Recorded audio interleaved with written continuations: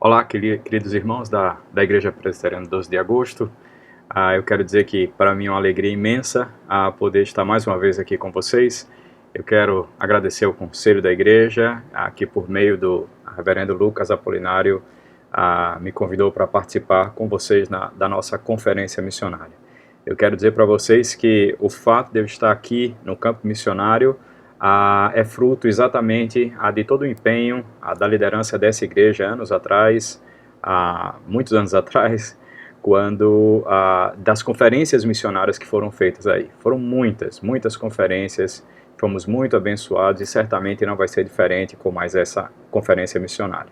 De sorte que é uma alegria e eu quero rogar a Deus aqui diante dos irmãos que possamos ter como igreja um bom tempo, que Deus fale conosco, que seja um tempo proveitoso e que seu nome seja em tudo glorificado. Transmito para vocês, meus irmãos, o abraço da Claudinha, dos meus filhos, do Timóteo, do Edmar, da Laurinha.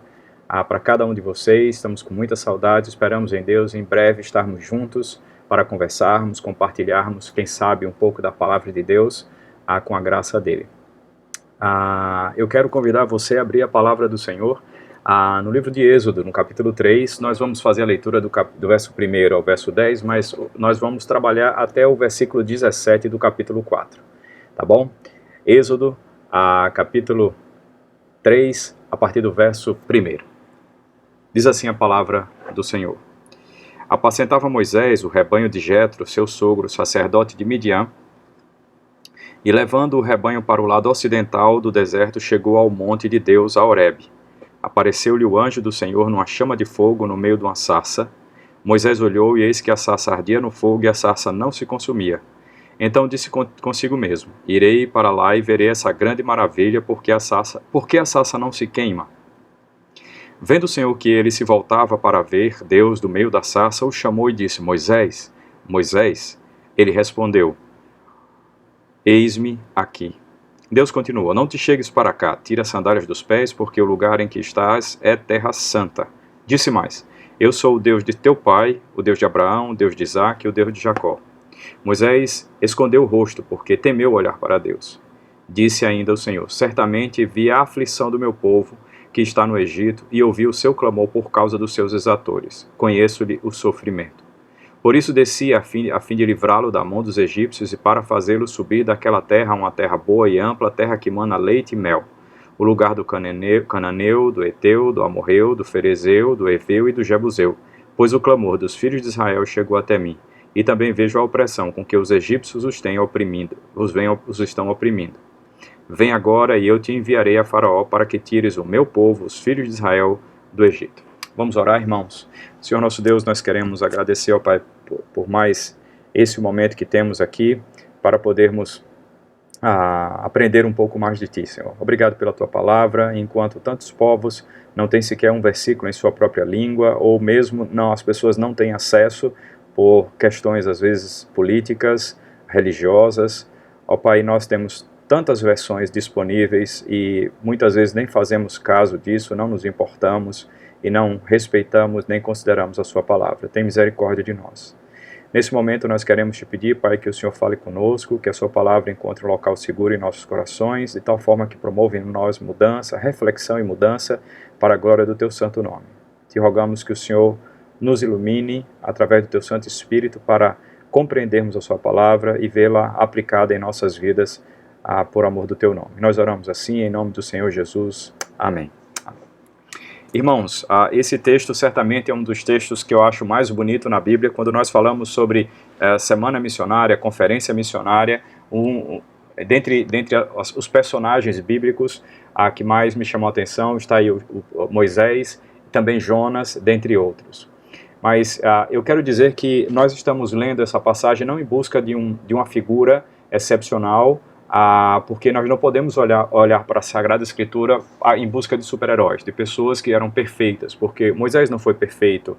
Ele, em um certo momento da sua própria vida, ele queria se colocar no lugar de Deus, por isso que ele não entrou na Terra Prometida. Davi também, um outro homem que muitos tomam como herói bíblico, quando na verdade era um homem pecador como eu e você. Então, o que nós estamos procurando aqui na Palavra de Deus sempre é a verdade de Deus para nós. Ou seja, a Palavra de Deus é a nossa única regra de fé e prática, e ela serve para mim e para você para mostrar qual é a realidade do mundo que vivemos e como é que nós podemos viver melhor nesse mundo caído, quebrado, manchado pelo pecado, habitado por pessoas falhas como eu e você. Então, quando nós abrimos aqui, o que nós estamos querendo é exatamente isso, saber o que é que a palavra de Deus pode falar para mim e para você aqui nesse final de tarde, começo de noite da nossa conferência missionária. Se os irmãos derem uma olhada no livro de Êxodo, claro, vocês não podem fazer isso agora, mas durante a semana ou quando chegar em casa, vocês podem observar que o livro de Êxodo ele tem uma característica muito grande. Além de ser escrito por Moisés, obviamente, e Deus o conduziu, inspirou para que ele pudesse escrevê-lo, mas o livro de Êxodo ele tem uma divisão muito interessante que a gente pode dividir basicamente em três partes. A primeira delas vai do capítulo 1 até o capítulo 18, que revela o poder de Deus, ou seja, é o período em que Deus revela o seu poder, libertando o seu povo do cativeiro que estava ali por 430 anos. A segunda parte do livro é a parte que trata sobre santidade. A partir do verso 19 até o 24, o que a gente vê é Deus revelando a sua santidade e mostrando para nós como um Deus pessoal que comunica proposicionalmente a sua palavra, dizendo para nós o que é certo e o que é errado. Nesse pedaço nós temos os 10 mandamentos. Deus de maneira muito clara prescreve para nós o que é certo e o que é errado. E qual a importância disso, irmãos? É óbvio, se nós não temos quem diga para nós o que é certo e errado, nós mesmos vamos dizer. E o problema do mundo é esse, as pessoas estão batendo cabeça, afirmando o que é certo e o que é errado, esquecendo que, na verdade, nós temos um legislador que é muito mais poderoso do que nós, criador de tudo, ele sim sabe o que é certo e o que é errado. E então ele faz isso nesses capítulos aí do 19 a 24. Dos capítulos 25 a 40, o que a gente vê é a presença de Deus. Esse é o grande tema dessa terceira parte do livro de Êxodo, onde Deus se mostra como um Deus que se interessa por nós, que nos ama e que pretende se relacionar conosco de forma clara, e isso se dá pelas instruções as quais Moisés deveria seguir para a construção do tabernáculo. É Deus morando entre nós. Então, o livro de Êxodo tem esses três aspectos: poder, santidade e presença. E aí, então, eu queria exatamente que a gente focasse, obviamente, nessa primeira parte que trata sobre o poder, pois o livro trata sobre isso. Nessa primeira parte dos capítulos 1 até o 18º. E aí o que a gente vê, na verdade, e a gente precisa observar o livro de Êxodo nesse pedaço com uma perspectiva muito clara, é de que a partir do capítulo 3, o que Deus faz com Moisés é chamá-lo para que Moisés participasse ali de uma situação que certamente seria difícil para qualquer um de nós. O que acontece é que Deus ele declara guerra para Faraó. E aí então Deus chama Moisés e fala bem assim, em outras palavras: Moisés, eu quero dizer que eu declarei guerra para Faraó. Ele está com o meu primogênito, e se ele não deixar o meu primogênito sair, eu vou matar o primogênito dele. E é exatamente isso que acontece lá naquela última praga. E então o que acontece é que a gente precisa olhar essa perspectiva, essa parte do livro de Êxodo, especialmente aqui a partir do capítulo 3, como sendo um confronto de poder. O que nós temos aí, na verdade, é o Deus do universo, criador de absolutamente tudo, pré-existente, autoexistente. Ele, então, declara guerra contra Faraó, que era tomado como uma deidade, uma divindade no meio do povo egípcio. E então, Deus chama Moisés e diz: olha, Moisés, eu quero dizer que eu vou livrar o povo ali do cativeiro, mas você é quem vai tirar o povo. É você quem vai arrancar o povo dali. Eu vou livrar, eu vou salvar, eu vou fazer, mas é você quem vai tirar e vai conduzir o povo. Em outras palavras, o que Deus está falando para Moisés é o seguinte: Moisés, eu vou partir para a guerra agora, eu vou partir para cima de Faraó, e eu quero que você faça parte desse confronto de poder. Na verdade, sou eu que vou pelejar contra Faraó, e você participará disso tudo sendo o meu porta-voz, falando as coisas para Faraó, comunicando a ele quem eu sou, que eu existo. É exatamente isso. Irmãos, eu não tomo por menos, ou realmente a situação de Moisés não era nada fácil. Imagina só se Deus chamasse a mim e você e falasse: olha, eu vou declarar guerra contra um presidente qualquer do mundo, eu vou declarar guerra contra um rei, e eu quero que você faça parte disso que eu farei.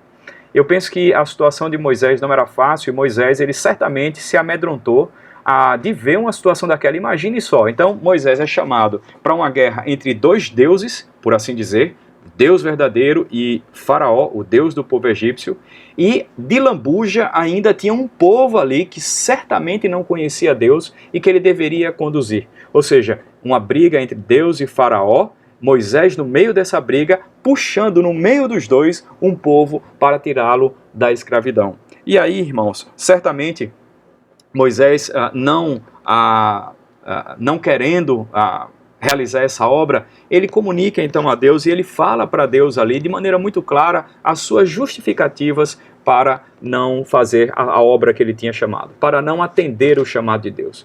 Irmãos, e é exatamente isso a que eu quero falar com vocês hoje, sobre as justificativas de Moisés para não atender o chamado de Deus. Foi exatamente isso que Moisés colocou diante de Deus as suas justificativas. E aí o que você pode ver aí no versículo 11, já na sua Bíblia, diz assim: Então disse Moisés a Deus: Quem sou eu para ir a Faraó tirar o Egito dos filhos de Israel?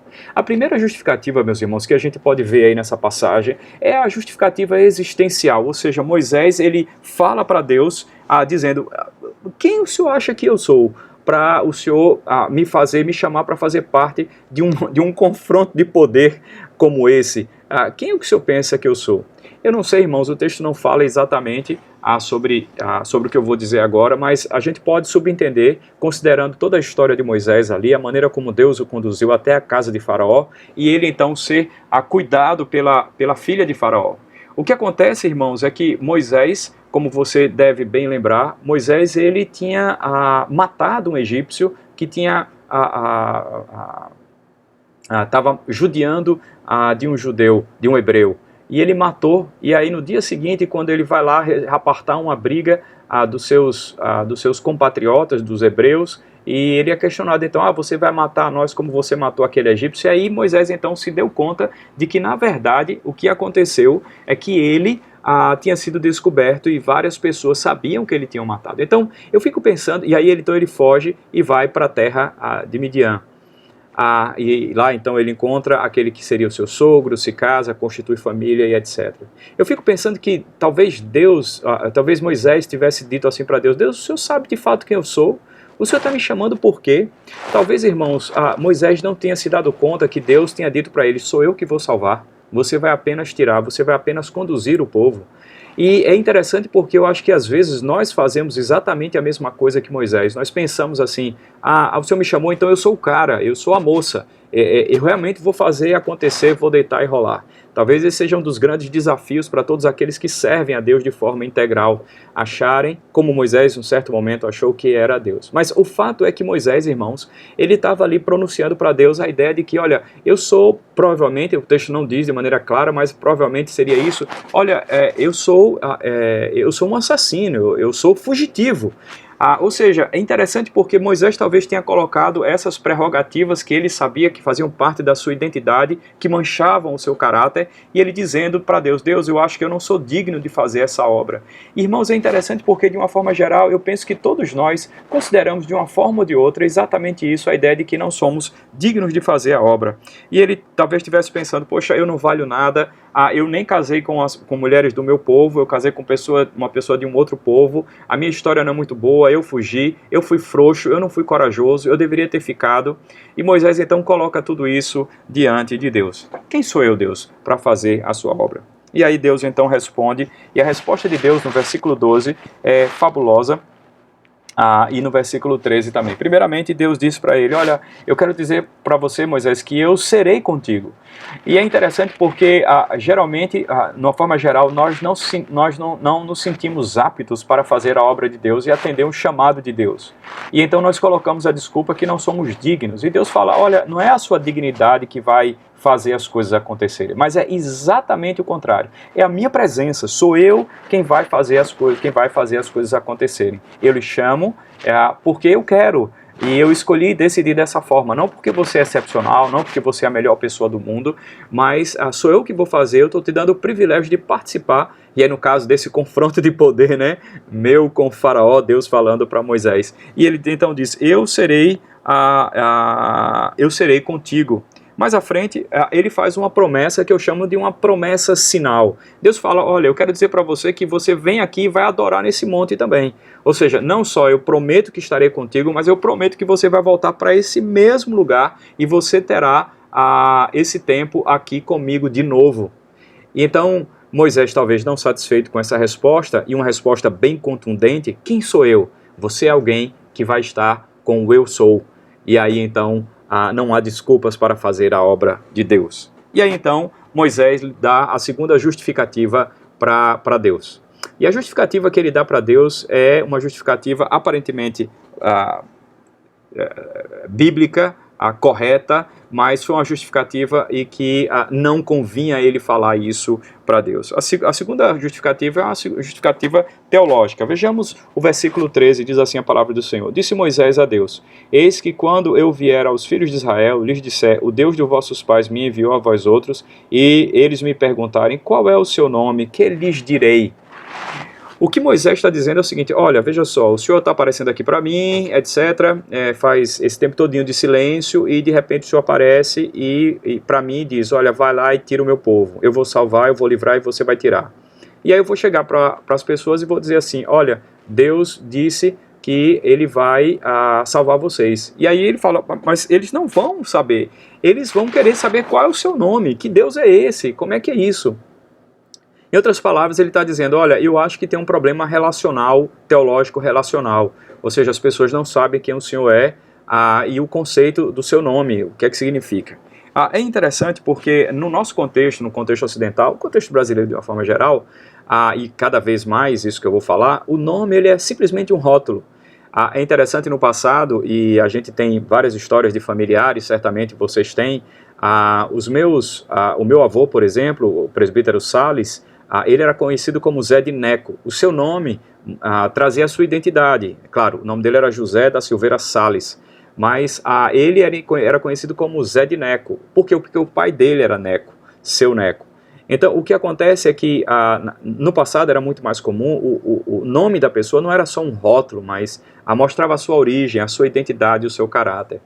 A realidade dos povos indígenas, assim como do povo hebreu, é exatamente essa. Quando alguém pergunta o nome, ele vai dizer o nome, e o nome significa absolutamente tudo. A origem dele, a identidade dele, o caráter dele, absolutamente tudo.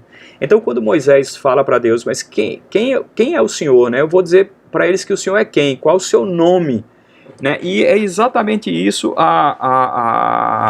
o que Moisés está colocando. Eu quero saber qual é a sua identidade. Eu quero que o Senhor fale como é que eu posso explicar melhor os seus atributos, a sua personalidade, como é que o Senhor é.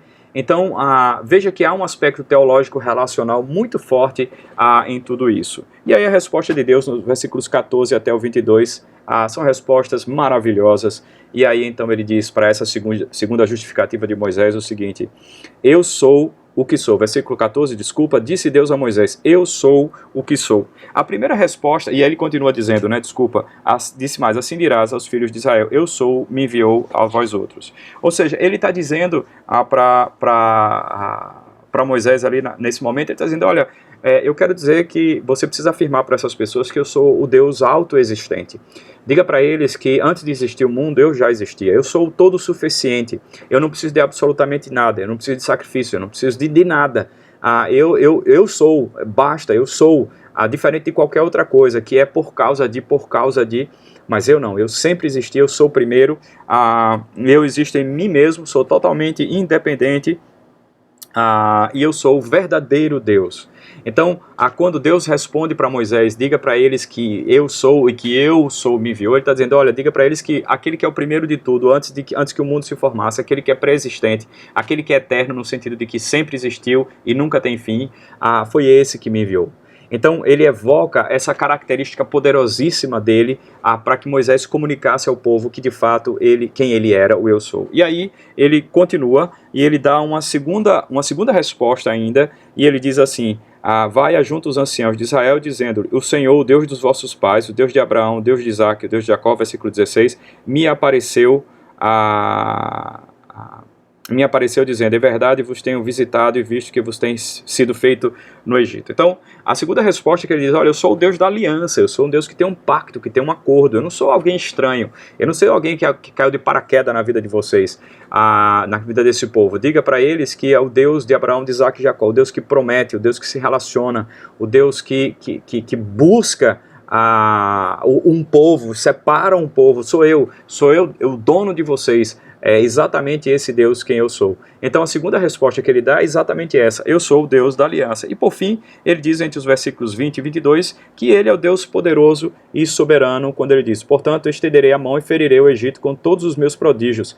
Ele está dizendo, olha, diga para eles que eu vou acabar com os egípcios, eu sou mais poderoso do que a nação mais poderosa do mundo conhecido na época, ou seja, de todos os impérios, e aí obviamente era o grande império egípcio, reinado egípcio, e ele diz, olha, eu sou aquele que vai destruir, eu sou muito poderoso, e não só isso, eu quero dizer que eu vou destruir tudo isso, e vocês, aí no final do versículo 22 diz assim, e despojareis os egípcios, com o quê? Com joias, pratas, roupas, etc. Ou seja, eu vou fazer o impossível, eu sou o Deus Todo-Poderoso, vou acabar com esses poderosos, porque eu sou o Todo-Poderoso, e vocês não vão sair daí de mãos vazias. Então quando eles perguntarem para mim qual é o seu nome, você diga para eles, olha, diga para eles que quem está falando para eles é o eu sou, o Deus da aliança, o Deus Todo-Poderoso, sou eu quem vou salvar. E aí, irmãos, Moisés, não satisfeito com essa tripla resposta de Deus, ele então parte para mais uma justificativa. Então, se na primeira ele disse, olha, quem eu sou, agora ele está dizendo, eles têm problema, teologicamente, eu não sei nem como é que eu vou dizer para eles a quem o Senhor é. E aí agora ele fala, mas Deus então fala, no versículo 1 do capítulo 4, e Deus diz assim para Moisés, respondeu Moisés, Moisés fala para Deus, a terceira justificativa, respondeu Moisés, mas eis que não crerão, nem acudirão à minha voz, pois dirão, o Senhor não te apareceu. Então o que ele está dizendo agora é que, olha, tem um problema aqui cultural, religioso, o povo, eles são pagãos, né? Olha aí, eles 430 anos no Egito, se alimentando dos costumes egípcios, da comida egípcia, da cultura egípcia, praticamente eles não conhecem o Senhor. Então quando o Senhor falar, quando eu chegar para eles e dizer que o Senhor ouviu o clamor deles, o sofrimento deles, preste atenção, irmãos, que o texto não fala que eles clamaram a Deus, eles simplesmente reclamavam porque estavam sofrendo muito e Deus ouviu, vamos dizer assim, a reclamação deles. E aí o fato é que agora Moisés está dizendo, olha, eles não vão crer, não vão acudir, porque ele vai dizer, olha, o Senhor não te apareceu, 430 anos de silêncio, e eles obviamente, uma cultura já completamente perdida, né, em termos relacionais com Deus, no aspecto espiritual, então o Senhor não te apareceu, foi a resposta que Moisés deu para Deus, dizendo, olha, sinceramente, eles não vão entender, eles não vão acreditar nisso, ou seja, é um povo incrédulo e isso não faz nenhum sentido. E aí, irmãos, Deus, de forma surpreendente, do versículos 2 até o versículo 9, ele responde para Deus, então, colocando 3 coisas poderosas na mão de Moisés. Ele diz, olha, primeiramente, Moisés, eu quero dizer para você que eu vou te dar sinais. Então, primeiro eu vou falar quais são os 2 sinais. Então, o que você tem na sua mão? E Moisés falou, eu tenho uma vara aqui na minha mão. Joga a vara no chão. A vara jogou no chão, a vara virou uma serpente. Ele foi lá agora, pegue ela pelo rabo, pela cauda. Pegou pela cauda e ela se transformou de novo em vara. Ele falou, agora vamos fazer o seguinte, põe a mão no seu peito. Moisés, botou a mão no peito. E aí agora tire. Quando ele tirou, a mão estava branca, leprosa. E aí ele falou bem assim, agora ponha no peito de novo. Ele colocou no peito. E agora tire. Quando ele tirou, estava curado.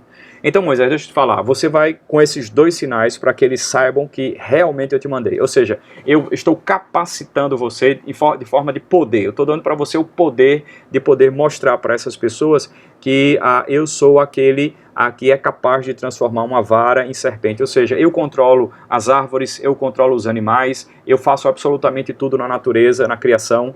E não só isso, diga para eles que eu sou o dono da doença e da cura. Então quando você mostrar lá, eles vão perceber isso e isso vai ser surpreendente. Bom, se esses 2 sinais eles não atenderem, eu quero dizer para você então que você vai fazer o seguinte, tira a água do rio Nilo e despeja no chão e ela vai se transformar em sangue. Ou seja, esse rio, que é o rio que para eles talvez seja o centro de toda a manifestação da vida cósmica, porque é por causa desse rio, do crescente fértil, é que tem plantações, comida, etc., porque nesse deserto, se não tivesse esse rio, certamente aquele povo morreria, e eles então olham para esse rio como se fosse, ou que transmitisse algum aspecto de deidade, pela fertilidade que ele trazia, pela vida que ele trazia. Então eu sou capaz de destruir esse rio, que é a expressão máxima de tudo aquilo que está relacionado à vida para os egípcios. Eu fico pensando, irmãos, com uma resposta como essa, o que é que a gente faria? Eu penso que certamente ficaríamos no mato sem cachorro e não teríamos mais o que falar para Deus adiante de uma situação como essa, porque todas as justificativas Deus de forma contundente tem respondido a ele com a presença dele, explicando quem ele é, dando um curso breve de teologia, revelando o seu poder, manifestando a sua graça no sentido de dar para Moisés ferramentas, entre aspas, poderosíssimas para mostrar da parte de quem que ele está vindo. E lembremos, irmãos, que a cultura egípcia era uma cultura totalmente centrada no poder. A prova é que o próprio faraó tinha os seus magos, os seus mágicos, os seus feiticeiros. O poder era algo bastante desejado por esse povo e obviamente já havia influenciado todo o povo de Deus também. Mas aí Moisés, não satisfeito com essa resposta, ele então fala para Deus de novo, no versículo 10 do capítulo 4. Então disse Moisés ao Senhor: Senhor, eu nunca fui eloquente, nem outrora, nem depois que falaste ao teu servo, pois sou pesado de boca e pesado de língua. E aí Moisés então dá para Deus uma resposta que a gente pode dizer, uma resposta lógica ou racional. Olha, o fato é o seguinte: você está me chamando para fazer uma obra e uma das ferramentas que eu vou usar é meu aparelho fonador, a minha boca, a minha fala, a minha linguagem. E aí o que acontece é que eu sou uma pessoa pesada de boca. Alguns estudiosos, irmãos, dizem que ser pesado de boca poderia ser, por exemplo, que Moisés era gago, ele tinha gagueira, mas o texto não dá tantas evidências para isso, não é claro. Também há uma possibilidade não remota dele ser uma pessoa que não tem eloquência mesmo, que não tinha facilidade para falar. Ou ainda que ele tivesse algum problema linguístico. Lembremos que Moisés morou no Egito durante um determinado tempo, mas a maior parte da sua vida, talvez mais de 2/3 da sua vida, ou 3/4 da sua vida, ele tinha vivido fora ali da região do Egito. Então já não tinha mais contato com a língua egípcia, talvez tivesse esquecido da língua egípcia. E aí então o fato é que nós não sabemos se ele era gago, se ele tinha um problema de ordem linguística, né, que não lembrava da língua direito, ou se ele realmente era uma pessoa que tinha dificuldades. Mas ele coloca de forma clara para Deus. Então é interessante, irmãos, porque a gente pensando, primeiro ele diz, quem sou eu? Depois ele fala, olha, o povo não vai entender teologicamente quem é o Senhor. Olha, o povo é incrédulo. Então assim, ele joga as desculpas para o povo. E depois ele volta para ele de novo, porque realmente o problema está nele, a gente vai ver mais à frente ainda. Mas agora ele está dizendo, olha Senhor, eu tenho um problema aqui que é lógico, que é racional. Eu não dou conta desse trabalho, eu não tenho habilidade suficiente para isso. Veja só, ele já tinha todos aqueles poderes a que Deus havia entregue para ele, que era a serpente, a vara que vira serpente, a mão que fica leprosa e cura, e transformar a água do rio Nilo em sangue. E aí nós temos a resposta de Deus nos versículos 11 e 12, que diz assim: Respondeu-lhe o Senhor: Quem fez a boca do homem, ou quem fez o mudo, ou o surdo, ou o que vê, o cego, não sou eu, Senhor? Vai, pois, agora, e eu serei com a tua boca e te ensinarei o que hás de falar. É como se Deus estivesse falando para Moisés, irmão, será que eu não te conheço, não? Moisés, por favor, eu estou te chamando, você não é a melhor pessoa do mundo, eu sei, você não é perfeito, mas eu estou te chamando mesmo assim. É interessante porque a gente pensa em Deus chama pessoas perfeitas, ou pensa assim que os missionários são perfeitos, ou os pastores são perfeitos. Irmãos, nós somos todos iguais. Como eu sempre ouvi do reverendo Augusto, na época que trabalhava na sua igreja, a Igreja Evangélica Suíça, em São Paulo, como seminarista, vez por outra eu ouvi ele dizer, todos nós calçamos 44. O fato é esse, irmãos, nós calçamos 44, todos nós somos pecadores, e Deus nos chama a si mesmo. Ou seja, com as nossas falhas, com as nossas debilidades. E foi isso que Moisés colocou para Deus, e Deus ele realmente não concordou. Moisés, será que eu não te conheço? Eu que fiz absolutamente tudo, eu fiz a pessoa que fala, eu fiz o surdo, eu fiz todo mundo, eu fiz as pessoas com todas as características que elas têm. Será possível que eu não saiba quem é você? E aí ele diz, olha, mais uma vez, irmãos, ele diz para Moisés, Moisés, eu vou te ajudar. eu serei com você, serei com a sua fala, e eu direi para você o que você deve falar. Se não bastasse ele ter dito que ele estaria com Moisés, agora ele está dizendo para Moisés, Moisés, eu vou falar para você, eu vou estar com você, o que sai da sua boca é o que eu quero que seja dito. Então, Moisés, de maneira clara, recebe uma resposta de Deus, mais ou menos assim, rapaz, eu sou Deus, eu sei o que eu estou fazendo, não queira controlar as situações, não queira achar isso ou aquilo, eu sei o que eu estou fazendo. E aí, por fim, Moisés, então, dá para Deus a sua última desculpa, e ele diz assim, olha, Deus, eu quero revelar para você, para o Senhor, desculpa, o meu problema real. Isso está no versículo 13, quando ele diz, ele, porém, respondeu, Senhor, envia aquele que hás de enviar, menos a mim. Irmãos, eu acho que no final das contas era isso que Moisés deveria ter dito desde o começo. Deus, eu não quero, eu não vou, envie outro, porque eu não estou nem aí para o Senhor. Mas ele encheu ali de respostas a Deus, de justificativas a Deus, quando na verdade tudo aquilo que é colocado era exatamente porque ele não queria ir. É como se a conversa de Deus com Moisés fosse uma conversa descascando cebola, tirando camadas e mais camadas e mais camadas para ver exatamente o que estava no centro de absolutamente tudo. O fato é que Moisés não queria atender o chamado de Deus, irmãos, porque ele não estava afim, ele não se achava apto para isso, ele não queria ir, ponto final. Não me chame, Senhor, chame outro e não a mim. E aí, irmãos, o que acontece é que o texto diz que Deus fica irado, diz o texto no versículo 14, então se acendeu a ira do Senhor contra Moisés e disse, não é Arão, o levita, teu irmão? Eu sei que ele fala fluentemente, e eis que ele sai ao teu encontro e te alegrará em seu coração. Tu, pois, lhe falarás e porás na boca as palavras, eu serei com a tua boca e com a dele e vos ensinarei o que deveis fazer. Ele falará por ti ao povo, ele te será por boca e tu lhe serás por Deus. Toma, pois, esta vara na mão com a qual hás de fazer os sinais. Deus, ele se ira com Moisés, e em outras palavras diz, Moisés, cale a boca e vá-se embora, vá fazer aquilo que eu tenho para você fazer. E outra coisa, eu vou dar o seu irmão, ele vai ser o seu porta-voz. E ponto final, pega a vara e se manda. Irmãos, a Deus, ele não pode ser contestado na sua sabedoria, na sua soberania. E foi exatamente isso que ele fez diante de Moisés. Eu não quero ir, Deus. E Deus falou, não importa, você vai a si mesmo. Eu quero que você vá. Não tem nada que temer, esse negócio de você estar no meio de um confronto de poder. Eu fico pensando que talvez esse tivesse sido a grande razão. Um confronto de poder, dois deuses, entre aspas, o Deus verdadeiro e o Deus falso, o faraó, uma nação e um Deus, uma batalha, um povo perdido no meio, e Deus então chamando, Moisés, vem aqui, eu quero que você seja a pessoa que vai participar de todo esse processo. Irmãos, a gente não entende os propósitos de Deus, mas o fato é que Deus escolheu pessoas para fazer a obra de libertação de várias pessoas.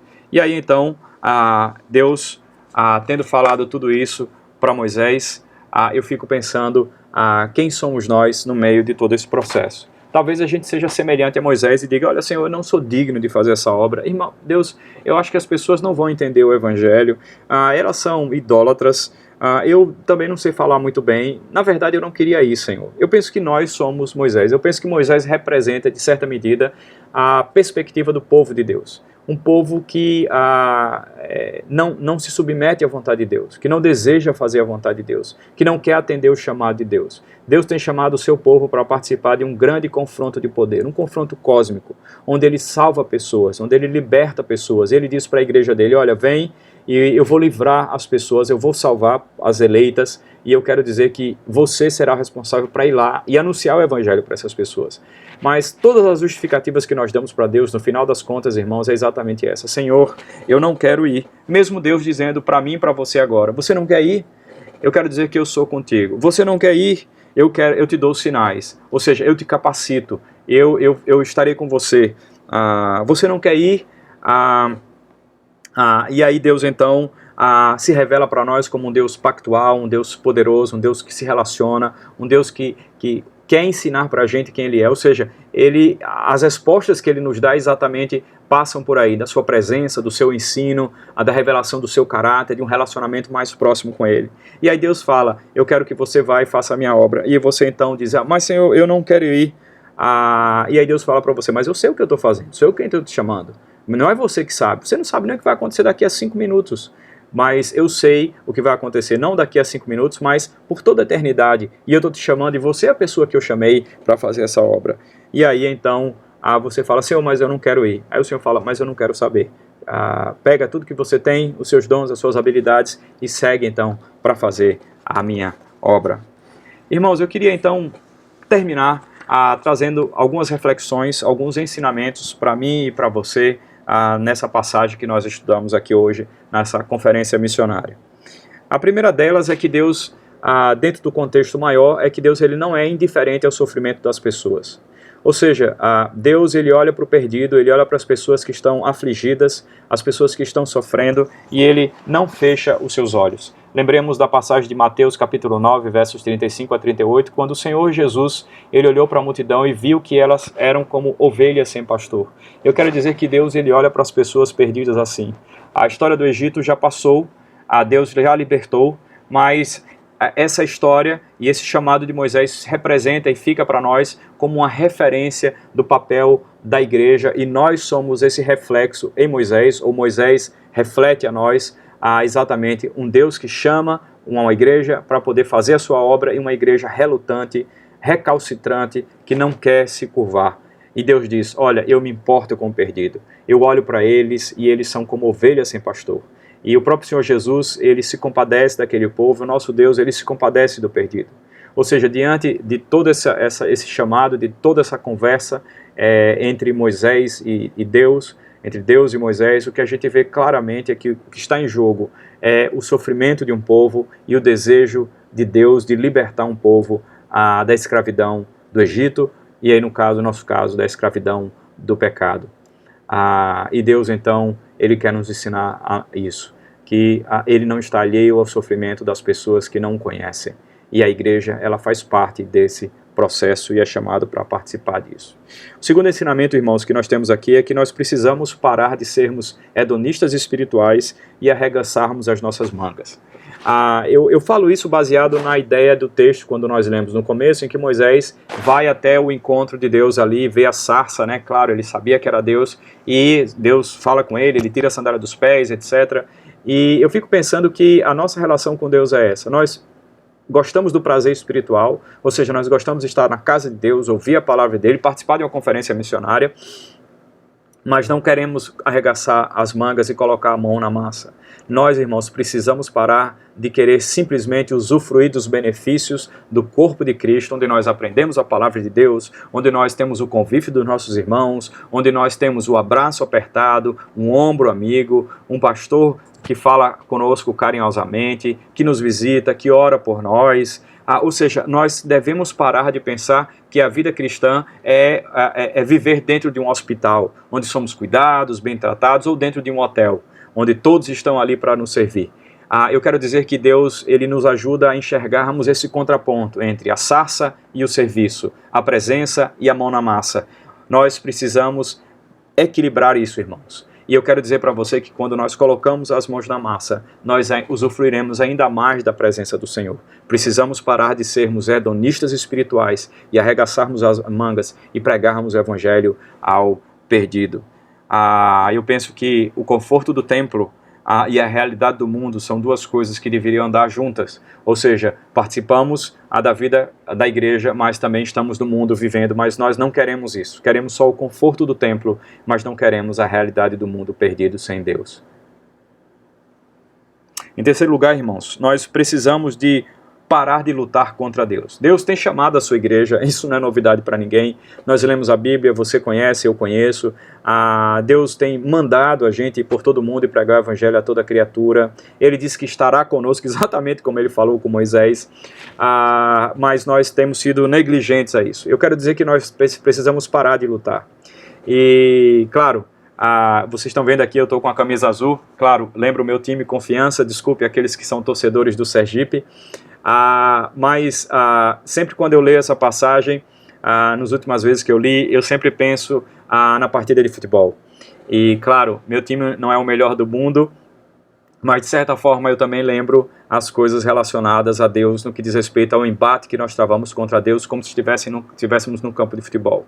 E aí vamos tomar então essa conversa de Deus com Moisés como se fosse os playoffs. Várias partidas de futebol numa grande final. Eu sei que no Brasil não é muito comum isso. No basquete é muito mais forte isso, os playoffs, né? São vários jogos para disputar melhor de 3, melhor de 4, melhor de 5, etc.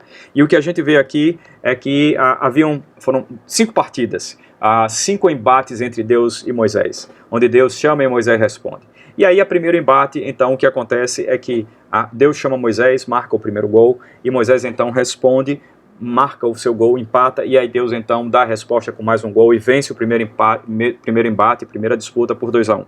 Na segunda vez, Deus, então, coloca para Moisés mais uma ordem, né? Para que ele vá lá e etc. e obedeça. Obviamente, Moisés coloca a justificativa, faz o primeiro gol, e aí tem toda aquela conversa, e o segundo embate dá 9-1, ou seja, não é 7-1, mas é 9-1, e Deus então dá de goleada ali Moisés no segundo embate.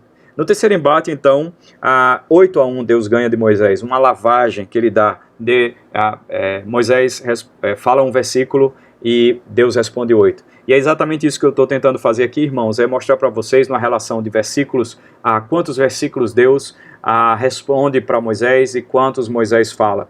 Claro, a Bíblia ela não foi escrita com os versículos anotados, né, enumerados, foi uma criação depois, mas só para a gente ter uma ideia da relação de quanto Deus fala para o quanto que Moisés fala. As justificativas de Moisés, diante da fala de Deus, elas perdem de longe tudo aquilo que ele coloca para Deus. Deus encharca Moisés, os seus ouvidos, a sua mente e o seu coração com a sua resposta, com o seu amor, com o seu carinho, com a sua graça e, obviamente, com o seu papel de Deus Pai que manda e que escolheu um povo para ser luz e sal da terra entre todos os povos. E aí, na quarta vez, 2-1 Deus, e na última vez, na última justificativa de Moisés, Deus dá uma goleada de 5-1 nele. Ou seja, dos 5 embates, Moisés perdeu todos. E é exatamente isso. Eu fico pensando, ainda bem que sempre vamos perder, e eu espero que estejamos perdendo de Deus nos embates que Ele tem tido conosco, falando a sua vontade, e obviamente aqui nos chamando para fazer a sua obra, que Deus realmente vença, e Ele há de vencer sempre, e para que nós possamos servir.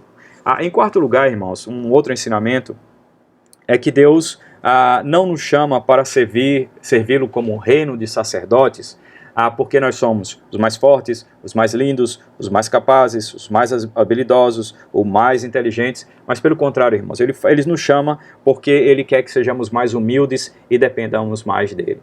Precisamos estar cientes que quando Deus chamou Moisés, Ele disse, Moisés, eu vou livrar esse povo, você vai tirar.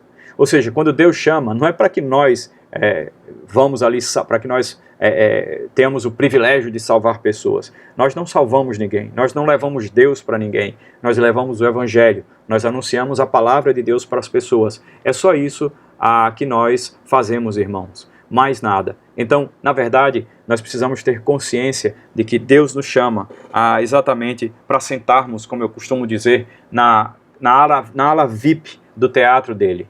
E Ele então nos chama então para participar da sua obra, e nós então podemos assistir tudo o que Ele está fazendo ali. Foi exatamente o que nós vimos no campo missionário. Deus salvando vidas e nós ali diante daquelas pessoas assistindo a grande e poderosa ação de Deus. Por quê? Porque nós não temos poder para salvar ninguém.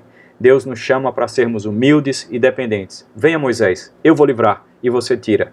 Eu vou livrar e você prega o Evangelho. Você prega e eu salvo as pessoas. Você prega e eu ilumino o coração das pessoas. Você prega e eu então abro o coração das pessoas. É isso que Deus vai fazer. E Ele chama você e a mim para sermos mais humildes e, obviamente, mais dependentes dEle. Em quinto lugar, irmãos, eu quero dizer que Deus Ele amplificará as nossas habilidades e capacidades dadas por Ele, quando nós dissermos para Ele, sim, Senhor. Não só amplificará, mas Ele também nos capacitará, nos dando outras ferramentas. Obviamente, irmãos, nós temos que ter consciência que tudo aquilo que nós temos não é nosso, mas é de Deus. O texto aqui, no versículo 20 do capítulo 4, diz que, no finalzinho do versículo 20 do capítulo 4, diz assim, Moisés levava na mão a vara de Deus. Irmãos, deixa eu te falar, quando nós chegamos no campo missionário e atendemos o chamado de Deus, as coisas que nós achamos que são nossas, na verdade, são de Deus.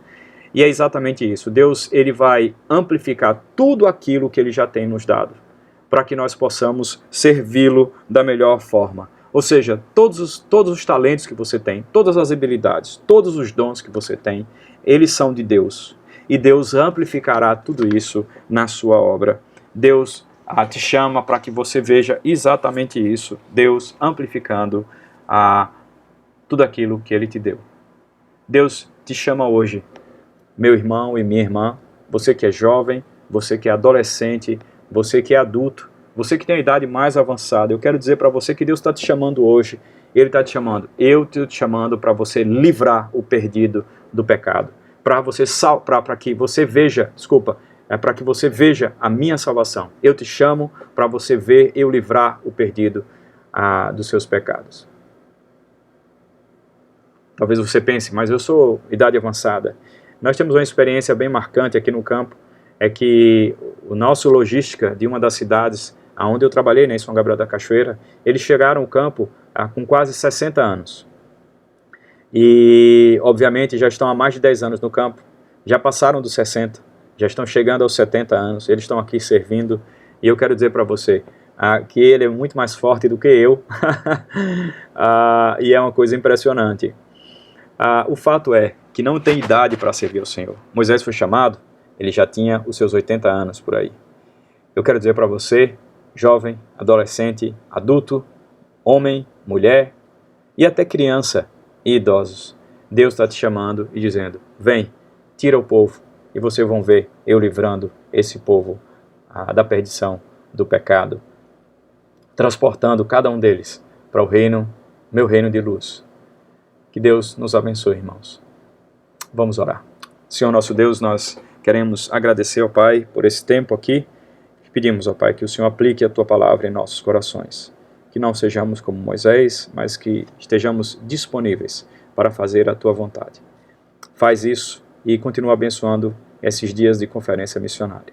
Nós oramos assim, pedindo ainda que o Senhor levante missionários na nossa igreja. Hoje mesmo, Senhor, o Senhor bem sabe, não temos ninguém trabalhando com os Rúpida. Ninguém. Estamos aqui em Manaus, não temos mais condições de estar entre eles e não tem ninguém trabalhando nas aldeias com eles. Que o Senhor tenha misericórdia, que o Senhor mande trabalhadores para a sua seara e que seja, Pai, dessa igreja, da 12 de agosto. Nós oramos assim, em o nome de Jesus. Amém. Amém. Deus abençoe, irmãos. Deus abençoe. Tchau.